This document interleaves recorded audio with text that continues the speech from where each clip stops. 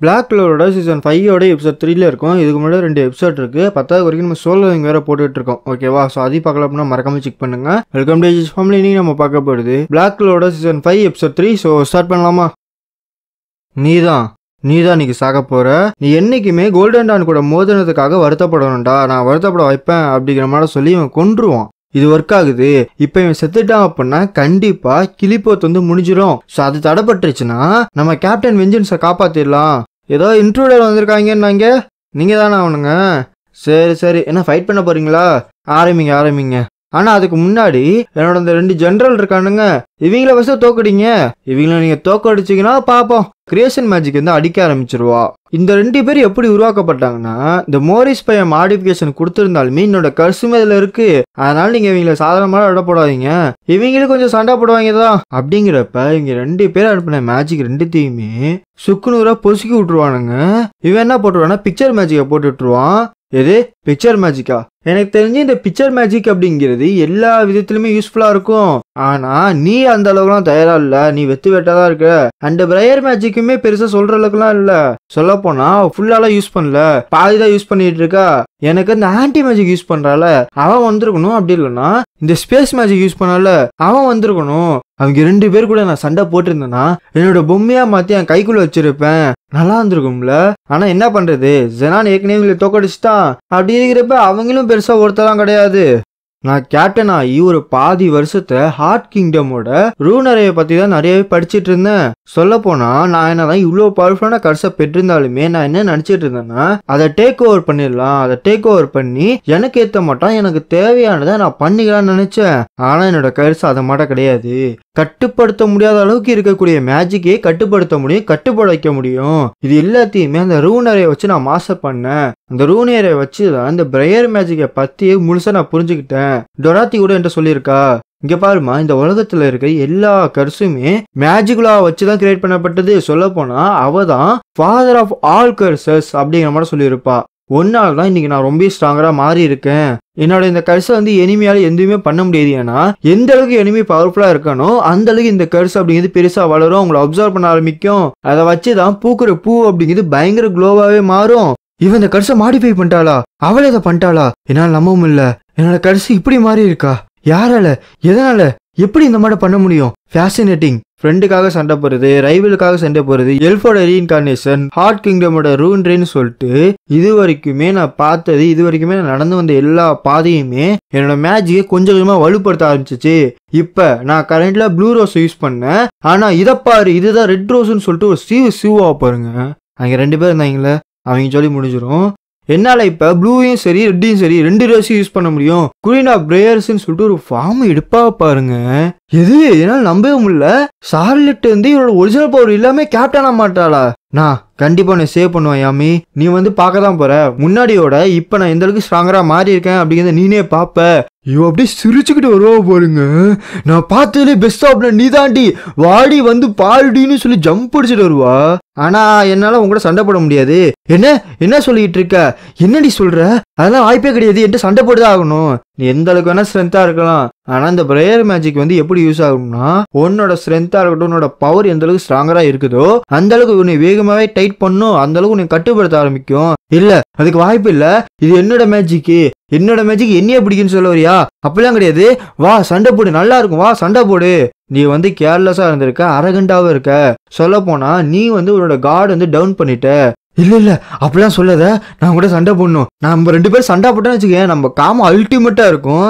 ஒன்னைய மாட்ட கேவலமான பொண்ணு அப்படிங்கிறது என் லிஸ்ட்லயே கிடையாது. நீல என் கூட சண்டை போட தகுதியே கிடையாது. நீ என்ன சொன்ன, என்கிட்ட சண்டை போடணும்னு சொல்லல, அது நிறைவேறாமே செத்துப்போ அப்படிங்கிற மட்டும் இவ வர இங்க பங்கமா நின்றுட்டு இருப்பா. அதே சமயம் நம்ம டாண்டே வந்து இவங்க கூட சண்டை போட்டுட்டு இருப்பான். ஜாக் வந்து எக்கச்சக்கமான கட்டு மேல கட்டுன்னு போட்டுக்கிட்டே இருப்பான். பட் அவனுக்கு ஒண்ணுமே இருக்காது. நான் உண்மையிலே மோரிஸுக்கு நன்றி சொல்லி ஆகணும். ஏன்னா அவன் பண்ணதால்தான் என்னோட ரீஜென்ரேஷன் ஸ்பீட் அப்படிங்கிறது முன்னாடியே இப்ப பீக்ல இருக்கு. டேய் நீங்களா எனக்கு ஒண்ணுமே பண்ண முடியாது. நீங்க வெத்தி வெட்டு என்னை கொல்லணுமா? அந்த ஆன்டி மேஜிக் யூஸ் பண்ணால அந்த பையன் அவனை கூட்டிட்டு வா. அவனாலதான் எனக்கு காயத்தையே ஏற்படுத்த முடியும். நான் நினைச்ச மாதிரி தான் நம்ம எப்படியாச்சும் வின் பண்ணி ஆகணும். அப்படின்னா ஜாக்கோட மேஜிக் வச்சுதான் கேம்பிள் பண்ணி ஆகணும். அவன் மேஜிக்கை எப்படியாச்சும் யூஸ் பண்ணி மட்டும் அவனை அடிக்க முடியும். இப்ப பாரு அப்படின்னு ஒரு அழுத்துவான் பாருங்க. கிராவிட்டி மேஜிக்கால 2 பேருமே நையிற நிலைமைக்கு போயிடுவானுங்க. இப்ப கிராவிட்டி ஸ்பெல் இருக்கிறப்ப ஜாக்கால என்ன பண்ண முடியும், அவனால ஒண்ணுமே பண்ண முடியாது. ஸ்லோட்டோஸ் அப்படின்னு சொல்லி இவன் இன்னொரு டெவில் ஃபார்ம் எடுப்பான். ஓ, நீனு டெவில் ஃபார்ம் வச்சிருக்கியாடா? நான் அவன் மட்டும் தான் வச்சிருக்கான்னு நினைச்சேன். நீனுமா இருக்க? ஏன்பா ஜாக்கு, நீ பயங்கரமா பேசினியாடா? நீ மேண்டிஸோட கேப்டன் வேற, என்னடா இப்படி படுத்து கிடக்குற? நீ வேற பெரிய ஆளு, அவன் இவன்னு பேசிட்டு இப்படி படுத்து கிடக்குற. அசிங்கமா இல்லையா உனக்கு? எந்திரிச்சு வந்து சண்டை போட வேண்டியதானடா. டேய் தம்பி, அவங்க கூட பேசலன்னு நின்று விட்டுட்ட பாத்தியா? நாங்க பேசிட்டு இருக்கேன் அப்படின்னு ரிட்டர்ன் ஒரு உதவிடுவோம். அப்படிதான்டா, என்ன என்டர்டெயின் பண்ணு, இவன் கூட சண்டை போடு. நான் என்னதான் இவனை அடிச்சிருந்தாலுமே இவன் கூட அடிக்க மட்டும் தான் முடியுது. இவனுக்கு பெரிய டேமேஜ்னு சொல்லி என்னால ஏற்படுத்தவே முடியல. எனக்கு வேற வழியே கிடையாது. ஜாக்கை வச்சு மட்டும்தான் இவனை ஏதாச்சும் பண்ண முடியும். ஆனா இவனை அப்படின்னு சொல்லி பார்த்துட்டு இருக்கப்ப, நீ எல்லாம் ஒரு கேப்டனாடா? நீ வந்து அப்படி பேசுன இப்படி பேசுன, ஆனா நீ வந்து போர் அடிக்கிற. நீலாம் வெட்டு இப்ப பாடுறான்னு சொல்லி குத்த வந்துட்டு இருப்பானா? எங்க அப்பா ஒரு ஹண்டரா இருந்தாரு. அவர் எப்பயுமே என்ன சொல்லுவாருன்னா, உன்னோட பவர்ஃபுல்லா இருக்கிற எனிமி கூட என்னைக்குமே நீ சண்டைக்கே போகக்கூடாது அப்படிங்கிற மாதிரி தான் நீ சொல்லி வளர்த்தாரு. என்னோட மேஜிக்குமே என் ஹண்டர் தொழிலுக்கு ஏற்ற மாதிரி ஒரு கட் பண்ற மேஜிக்கா வந்துச்சு. இதை நினைச்சு எங்க அப்பா ரொம்ப பெருமைப்பட்டாரு, ரொம்ப சந்தோஷப்பட்டாரு. டே மகனே, நீ உண்மையிலே பெரிய ஹண்டரா வருவ, அதுக்கேற்ற மேஜிக் தாண்டா உனக்கு வந்திருக்கு அப்படிங்கிற மாதிரி பயங்கரமான சந்தோஷப்பட்டாரு. எனக்கு 13 வயசு இருக்கிறப்ப நான் பார்க்க கூடாதத, நான் நினைக்காதத நான் பார்த்தேன்.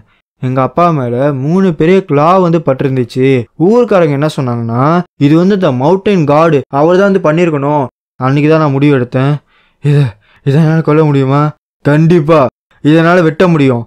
நான் அதை கொன்னுட்டேன். இப்போ நான் மேஜிக் நைட்ல போய் ஜாயின் பண்ணலான்னு நினைக்கிறேன். நம்ம வாய்ஸ் கப்ல வந்து தடுத்து விட்டுருவார். அதை இவனோட சர்ஃபேஸை வச்சு பிளேட் எடுத்து கிரியேட் பண்ணிட்டு இருக்கான். டேய் தவழ்ந்துட்டு இருக்கான், அவனெல்லாம் ஏன்டா நீ காப்பாத்துற? அங்க படுத்து கிடக்குறான் பாத்தியா, அவன ரொம்ப கேவலமா இருக்கான்டா. கேப்டன் சொல்லிக்கவே தகுதி இல்லாத ஒருத்தன், இந்த யாமை ஒருத்தன் தான் பாத்தியா, அவன்லாம் கேப்டனா இருந்து என் கூட சண்டை போட்டு என்னை என்டர்டெயின் பண்ணா, நீ எல்லாம் வெத்தா இருக்கியடா. இங்க பாரு, ஸ்ட்ராங்கரா இருக்க கூட சண்டைக்கு போறியா? அவங்க எல்லாத்தையும் ரிப்போர்ட் மட்டும் கட் பண்ணு அப்படின்னு சொல்லி இவன் இன்னொரு ரூபத்தை எடுப்பான். எது, அவன் வெட்டிட்டான். இந்த மட்டும் கிராவிட்டிலேயே அவன் வெட்டியிருக்கானா? சர வெட்டி மேல வெட்டிக்கிட்டே இருப்பான். நீ எத்தனை தடவை வெட்டினாலுமே உன்னைய மட்டும் பூச்சியெல்லாம் என்னை கொல்லவே முடியாதுடா. அப்படியா? இன்சைட் கூட சண்டைய வச்சுக்காத, அவனை மாட்டினடின்னு சொல்லி கோடு மேல கோடை போட்டு நம்ம டான்டே கதையுமே முடிச்சிடறானுங்க. இவன் சண்டை இங்கிட்டு போயிட்டு இருக்க, நம்ம மெல்லியானா இருக்கல, அவ வந்து அங்க முடிச்சு விட்டுருவா. என்னடா பெரிய டீமன்றாங்க அதுனாங்க, நீ என்னடா இப்படி படுத்து கிடக்குற? எப்படா இவ கொன்னா, எதனால இவ கொன்னா, அவ ஏச்சியன் டீமன்ற மாதிரி பேசிட்டு இருப்பானுங்க. அதே சமயம் இவன் வந்து உண்மையை சொல்லிடுவான், இந்த மட்டும் இவனு உயிரோட தான் இருக்காரு, அவர் வந்து பவர்ஃபுல்லான வின்பேஜா இருக்காரு, உள்ளார போய் சண்டைலாம் போறாரு அப்படிங்கிற மாதிரி சொல்லிட்டு இருப்பான். நம்ம ஜெனானா பார்ப்பான், அடுத்து நம்ம மேஜிகலாவை பார்ப்பான். எனக்கு தெரிஞ்சு கிளிபோத் அப்படின்னு நின்று போயிருக்கணும். ஏன்னா நான் நினைச்சதோட நம்ம கிங்டத்தோட கேப்டன் அப்படிங்கிறவங்க ரொம்ப பவர்ஃபுல்லா தான் இருக்கானுங்க. அப்படிதான்டா என் கூட சண்டை போடுங்க, இதை என்டர்டெயின் பண்ணிக்கிட்டே இருங்க, வாய மூரா குரங்கு அப்படிங்கிற மாதிரி அடி மேல அடி அடிச்சுக்கிட்டே இருப்பான். என்னது இந்த ஃபீலிங்? இந்த பொடி வெளியில பார்த்தோம்னா பயங்கரமா ரூட்ஸ் எல்லாம் விட்டு வேறு மாதிரி வந்திருக்கும். இந்த அளவுக்கு மேஜிக்கா, இந்த அளவுக்கு பயங்கரமான வேரா? இது கிளிபோத்தா தான் இருக்கணும். திடீர்னு இன்னொரு டெவிலே டிரான்ஸ்ஃபார்ம் ஆகி ஷேடோ மேஜிக் எவன் ஷேடோ செகண்ட் சைட்னு சொல்லிட்டு ஒன்று ஆன் பண்ணுவானா. அண்டர் கிரவுண்ட்ல பார்த்தா இந்த பகுட்டு இவன் நின்றுட்டு இருப்பான். இது மோனிஸ் தானே? இவன் டைமண்ட் கிங்டத்துல இருந்து துரத்தி அடிக்கப்பட்டவன். எவனாச்சும் ஏதாச்சும் ஒன்று லூசுதரமா செய்யறது எனக்கு சாதகமா தான் முடியுது. அதனால தான் ஹார்ட் கிங்டத்தோட விஸ்டம் வச்சுதான் நான் இந்த கிளிபோத்தை எப்படி சீக்கிரமா முடிக்கிறது அப்படிங்கறத கத்துக்கிட்டேன். என்னதான் நான் பிறவிலே பிளைண்டா இருந்தா கூட இது எனக்கு பெரிய எபிலிட்டியாவே கொடுத்துருச்சு. உண்மையை சொல்லணும்னா அதுதான் அந்த டெவிலோட ஓஸ்து. எனக்கு இந்த டெவில் எந்த மாதிரி பவர் கொடுத்துருக்குன்னா, நம்ம லூலா பிச்சுக்க இருக்கல, அவளோட விஸ்தத்தையே மொத்தமா உறிஞ்சு எடுக்க முடிஞ்சிருச்சு. எனக்கு இதை பத்தி தெரியவே தெரியாது. இவன் இந்த கேட்டை ஆக்சிலரேட் பண்ணிட்டு இருக்கான். டேய் எல்லாம் கவனமா இருங்க, இந்த கேட் ஓபன் ஆயிட்டு இருக்கு, அண்டர் வேர்ல்ட் ஓபன் ஆகுது, இல்ல ஃபர்ஸ்ட் அவனை முடிச்சாகணும் வாங்கன்னு கத்துறப்ப இவன் முன்னாடி 2 டெவில் நின்றுட்டு இருக்கும். ஓங்கி ஒரு அடி அடிக்கும் பாருங்க, 1/2 கிலோமீட்டர் பறந்து போய் விழுவானுங்க. டெவிலோட ஹையஸ்ட் ஆர்டர். டேய் நான் மிஸ் பண்ணிட்டேன்டா. இல்ல நான் அடிச்சிட்டேன். இப்பதான் ஜாலியா இருக்க போதுல. ஆமா இனிமேட்டு தான் சம்பவமே. ஸோ இனிமேட்டு என்ன நடக்குது அப்படிங்கிறத நெக்ஸ்ட் சாப்டர்ல பார்ப்போம். So I love you so much.